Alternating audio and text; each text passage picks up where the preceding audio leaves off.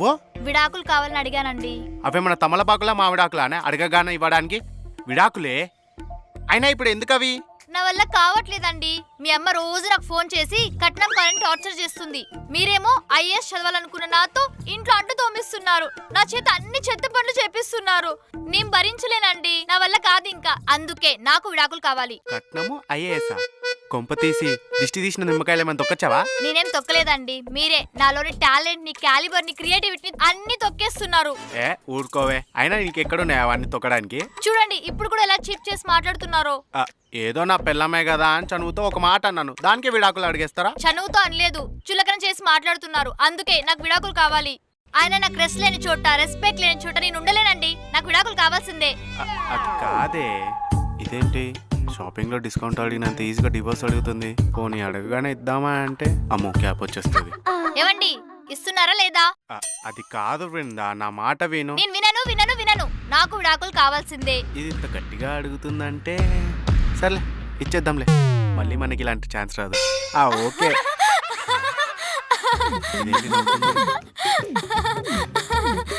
ఏంటే ఏమైంది? ఎందుకలా నవ్వుతున్నావు? ఇదంతా ప్రాంక్ అండి. ఒక భార్య డివోర్స్ కావాలని భర్త మీద ప్రాంక్ చేస్తే భర్త రియాక్షన్ ఏంటా అని వీడియో చేశాను. చూడండి అక్కడ కెమెరా ఉంది. My husband. అమ్మో ఇది ప్రాంకా? నిజమేమో అనుకుని డివోర్స్ చేయడానికి రెడీ అయిపోయాను. చెప్పుంటే చీపురు కట్ట తిరిగేసి కొట్టేది. అమ్మో ఎలా అలా ఎస్కేప్ అయిపోయాను. ఏంటి బృందా, ఇలాంటి కాంప్లికేటెడ్ విషయాన్ని కూడా నువ్వు ప్రాంక్ అంటే ఎలా చెప్పు? అయినా ఇంత సడన్ గా ప్రాంక్ ఏంటి?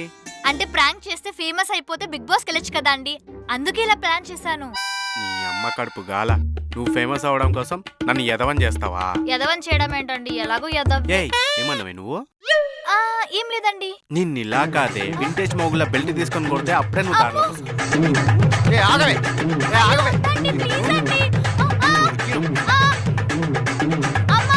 నువ్వు అమ్మ అని అరవగానే మీ అమ్మ ఊరుకుంటా అనుకున్నావు. అంత సీన్ లేదు. అమ్మా వద్దండి. ఏంటల్లుడు ఇది? ఇదా గరిట? ఏం చేస్తున్నావు? దీంతో ఏం చేస్తారు? వంట చేస్తున్నారు. నేను అడిగేది అది కాదు, బృందాన్ని ఏం చేస్తున్నావని. చేసే ఛాన్సెస్ ఏదైనా శుభవార్త చెప్పేవానుగా. నేను కాబట్టి గరిటే యూజ్ చేస్తున్నాను. ఇది చేసే పని మీకు చెప్తే దీన్ని ఒంగో పెట్టి బండకేసి బాత్తారు. ఏం చేసింది?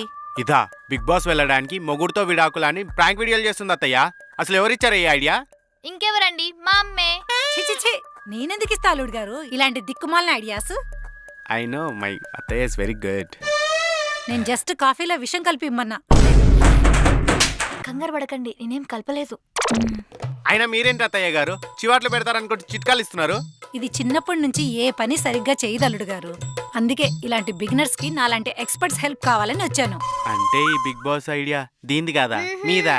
ఏదో చిన్నపిల్ల అల్లుడు గారు బిగ్ బాస్ కి వెళ్దామని ముచ్చట పడుతుంది, సపోర్ట్ చేద్దామని. చూసారా మా అమ్మ ఐడియా ఎలా ఉందో? అది ప్రేమ అంటే, అది ఆప్యాయత అంటే, అది అభిమానం అంటే. అయితే బ్యాగ్ సర్దుకొని మీ పుట్టింటికి వెళ్ళు. వద్దులేండి, నాకు ఇక్కడే కంఫర్ట్ గా ఉంది. మా అమ్మ వచ్చేసింది కదా, ఇంకా కంఫర్ట్ గా ఉంటుంది. రా అమ్మ మనం బిగ్ బాస్ చూసుకుందాం. పదవే, మన సీజన్ స్టార్ట్ అయ్యేలోపు హౌస్ లోకి వెళ్ళిపోవాలి.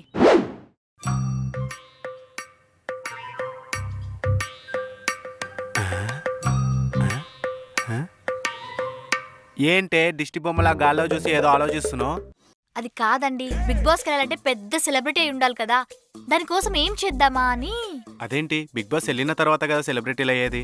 అది కాదండి, నేను కొన్ని అనుకున్నాను, అవి చెప్తా వినండి. నాకు ఈ ఆఫర్ కూడానా? సరే తగలెట్టు. ఇప్పుడు యూట్యూబ్ లో వెరైటీ వంటలు చేసి ఫేమస్ అయిపోతే? నువ్వు చేసేదే వెరైటీ వంటలు, మళ్ళా వెరైటీ వంటలు చేయడం ఎందుకు? అది కాదండి, వెరైటీ వంటలు చేశాను అనుకో, వంటలకలాగా పేరు వస్తుంది, ఫేమస్ వస్తుంది. నువ్వు వంట చేస్తే పేరు రాదు, వంటగదిలో నుంచి పొగొస్తుంది.